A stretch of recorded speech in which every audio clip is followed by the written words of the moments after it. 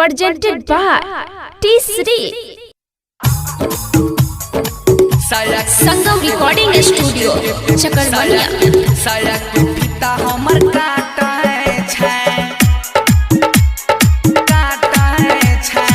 Mix by DJ Kanchan Rawat Muzaffarpur.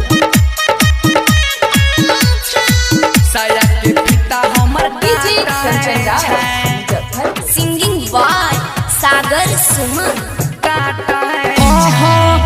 पीछे सोइया बड़ा को सोइया, पीछे सोइया बड़ा को सोइया, पीछे सोइया बड़ा को सोइया। भागे छी जब हम पकड़े छै बोहिया, होठ के लाली हमर चाटै छै। देवरा खलासी लेके गरासी, साया के फीता हमर काटै छै।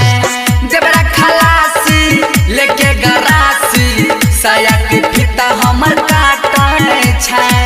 देवरा खलासी लेके गरासी, साया के फीता हमर काटै छै। पीछे सोइया बड़ा को सोइया, भागै छी जब हम पकड़ै छै बोहिया, होठ के लाली हमर चाटै छै। देवरा खलासी लेके गरासी, साया के फीता हमर काटै छै। देवरा